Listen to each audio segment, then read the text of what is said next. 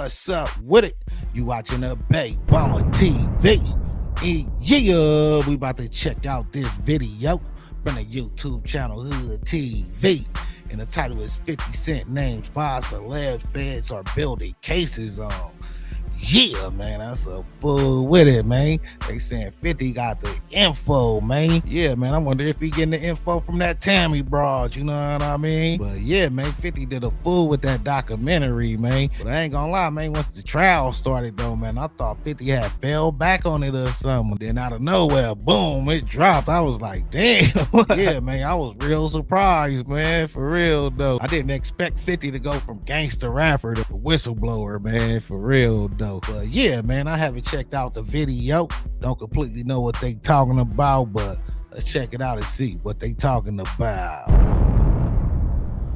But Curtis, people know about this very public, long-standing feud that you've had with Sean Combs. So what brought you to this project? Well, I just want to make really hit television. I like the idea of it being exciting and to find someone on who's being, talked about all over the country, all eyes were on him, so to speak. And it was really interesting to see his last days of freedom, and what was sort of important to him. Obviously, there's phone calls with his attorneys, with his team. It was very interesting to watch a man who's known for his brand presence. He has a really amazing knack for marketing and all of that, and how he was sort of taking that into account in how he was coming off to the public, in the days leading up to his arrest and indictment.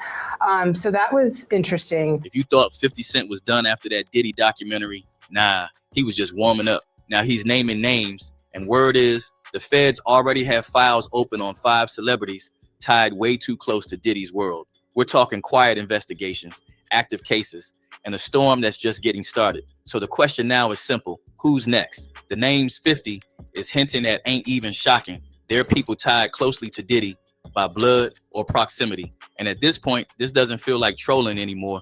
It feels like a pattern. Let's start where the whispers keep circling back. Christian and Justin Combs. For years, folks treated them like privileged kids, born into money and access. But access comes with exposure, and the deeper Diddy's allegations get, the more people are revisiting moments they once brushed off as harmless. Remember when Diddy popped out on IG Live, laughing it up with his sons, and that white girl he suddenly introduced as Ava Baroni Combs? At the time, the internet didn't think twice. Pandemic era content, rich people doing weird rich people things. But now, folks are replaying that clip slowly. Ava's posture looked stiff. Her smile didn't reach her eyes. The way she introduced herself sounded rehearsed, like she was following instructions instead of speaking freely. The whole live stream was just shady from the jump. Ava said, "Hi, I'm Ava. I'm a Scorpio," like she on Backpage or something. And the moment she started talking too comfortably, Diddy cut her off. Quick, clean, like someone worried she'd say the wrong thing. My name's Ava. I'm a Scorpio. No. What's your last name? Ava Combs. What's your other last name? Ava Baroni. Ava Baroni Combs? Yes, it's breaking news. Diddy adopted a white child. I want you to tell them the story about how I adopted you. But you still have beautiful parents but you're my child also. But please tell the story. Then she vanished. Man, I ain't gonna lie, that is super weird, man. Why would she just bust out, I'm a Scorpio, you know what I mean? But then he talking about she still got her parents though, but she my daughter now or whatever. Like, that was kind of weird, and I hate to say, but it kind of almost sound like he done bought the girl or something, man. I don't know.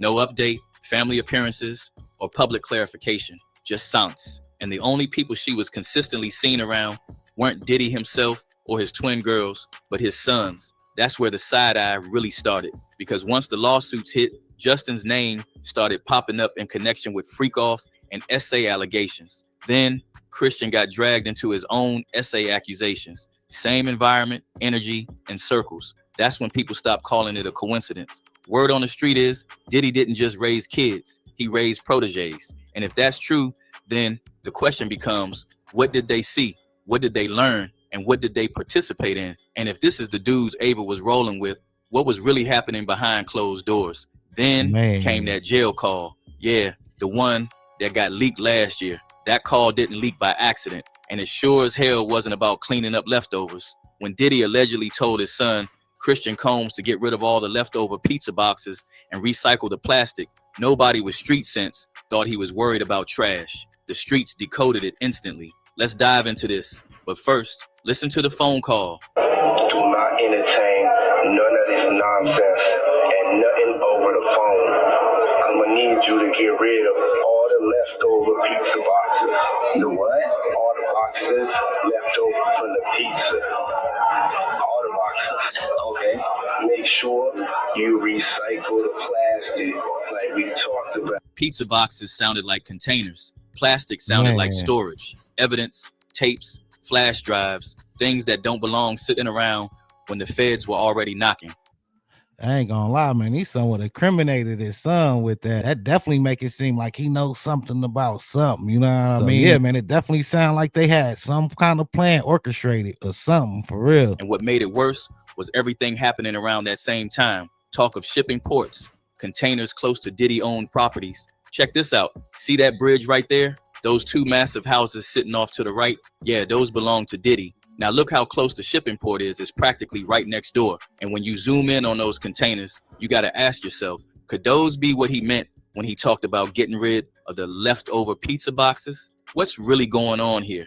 Workers even claim they heard kids screaming, with some going on strike instead of calling the police, which only raised more questions. And the situation just keeps getting worser and worse. One of the dock workers that is on the port strike has come out and stated that they're not only striking because of being overworked and underpaid, but because they're sick and tired of hearing children coming in the port screaming on cargo containers. I don't think the workers in the port strike were wanting more money because of the work that they were doing. I think they wanted more hush money to keep them quiet about what they were bringing into the ports. Diddy's house is on Star Island, which is right next to the Miami port. They saw some things, and they were not okay with it. Then Courtney Burgess steps forward, saying he's got flash drives tied to Kim Porter and that he's already spoken to federal investigators, allegedly. Out of those 8 videos, 8 celebrities, 6 men and 2 women, how many of those 8 celebrities were close to being underage or potentially underage? 2 males. Have the feds been in contact with you? I did watch your YouTube interview. I saw as of 2 weeks ago, they haven't been in contact with you. What about today? Yes. So they have been in contact with you. Is that why you're here today? Yes. Okay. Oh, wow. And celebs like Jamie been vocal about recording some tapes of these freak-off parties. So one day I flipped it on him and showed up in it was town car days. I had a town car, popped out the town car with a camera, said, yo, Puff, yo, you gotta let me film this, the whole thing. We need to document this, Playboy. He was like, yo, let him through. And I'm like, all right, I'm through. And I had the big Canon camera. It wasn't like this. Sure, yeah. So I had the big Canon camera with the light and the battery. Yo, do that again, Puff.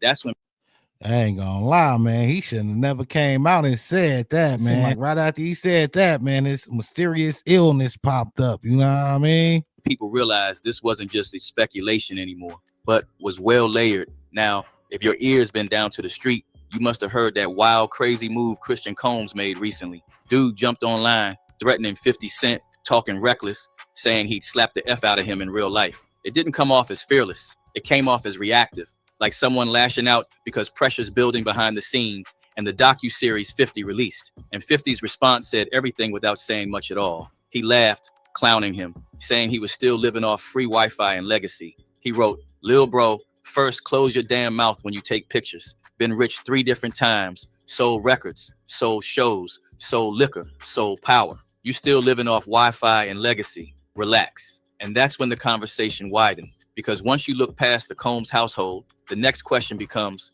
who else was protected? Another name being thrown into the mix, Snoop Dogg. Decades in the same industry, same parties, circles, and private spaces. According to insiders like Ali Carter, Snoop's name has been floating in serious allegations since 2020. Not yesterday, not after Diddy got sentenced, years ago. And what happened? Nothing. No investigation, headlines, outrage. Instead, he's center stage at the Super Bowl, smiling, celebrated, and untouchable. Everybody knew that Snoop Dogg, not again, mentioned him in December of 2020, but everybody beat the hell out of me. Screw you, that can't be true. What the hell do I know, right? And then recently it just came out again that Snoop Dogg got accused of actually trafficking children. And what did everybody do? Ooh, Snoop Dogg is at the halftime. I'm going to the halftime. But we canceled Dr. Seuss and Jemima. Nobody mad. Nobody. And there are rumors. Man, I ain't gonna lie. Definitely got a lot of allegations going on right now, man. Yeah, man, he got a team out there too, man. So you gotta be somewhat cautious to speak about Snoop, man. I ain't gonna lie.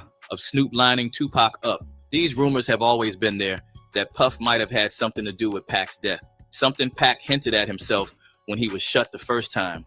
So do you think Puffy was involved in the shooting? Only they can answer that question. I have my own opinion, but I wouldn't slander their name like they did mine. I wouldn't say things that I knew. You know what I mean? I believe so. I do believe so. I have proved things that I can say that will back up my claim, but this is not for the world to know about. You know what I mean? It's between me and him, and only he knows.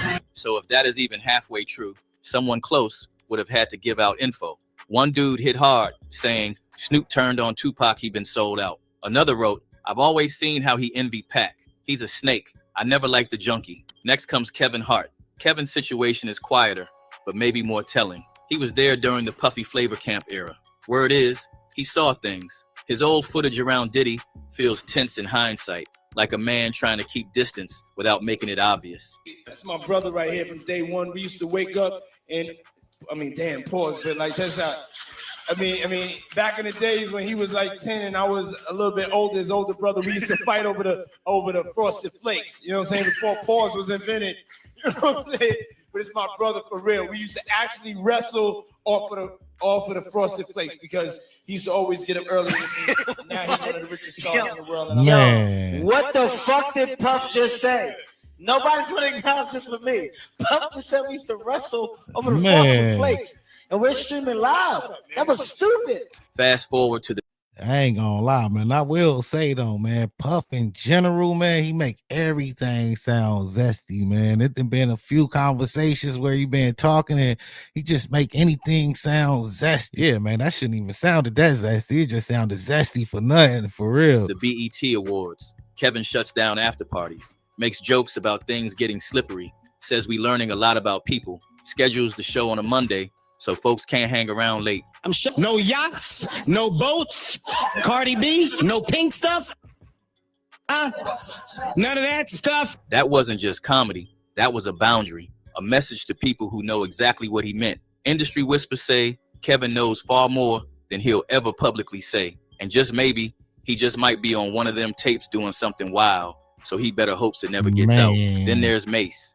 Yeah, I ain't gonna lie, man. Kevin Hart, another person you got to be careful on speaking about, man, for real. Like a lot of content covering this situation don't go far a lot of the times, for real. Probably one of the dude who had strong ties with Diddy. Mace was there from day one. Bad Boys Golden Era, the parties, business deals, and contracts. If anyone knows where bodies are buried, it's him. And yet he's been silent for decades. 10 years to get out of his contract. 10 years fighting for his publishing. And when Diddy finally freed him publicly, Mace looked shocked, nervous, grateful in a way that didn't feel healthy. He even joked that he wasn't used to Puff doing good things. That joke told the whole story. A man that close shouldn't be surprised by decency unless control never really left, unless silence was always the price of survival. So now, 50 hinting at Mace having testimony that could expose Diddy, not just Diddy, but a lot of folks that rolled with him, like Usher, Justin, Clive Davis, Meek Mill, Jay-Z, Queen Bey, and all those who rocked hard with Diddy. And that's the thread connecting all of this. Turns out, 50 documentary wasn't meant to tell the whole story. It was meant to crack the door, to see who panics, threatens, distances themselves, stays silent, and suddenly starts acting nervous. Because now, with jail calls leaking, insiders testifying, old footage resurfacing, and the feds allegedly circling wider than people expected, the question isn't just what Diddy did, it's who watched and benefited, and who's been praying their name never gets said out loud. Drop your thoughts below. Yeah, man, that's a fool with it, man. Shout out Hood TV for this one, man. This one right here a little crazy, man. Really got the names and everything, man. I thought it could have been a little clickbaitish or something. Nah, man, they really got some names going around up in there, man. You know what I mean? And I ain't gonna lie, a lot of them names is like protected, man, for real. Yeah, man, I'm not even sure if y'all gonna see this one, man, to be honest, man. But yeah, man, let me know in the comments who y'all think next, man, for real. Look like next year might be somebody else's year, man, for real. But yeah, man, you watching that Baby Mama TV. Thanks for watching. Thanks for supporting. Until next time. All right.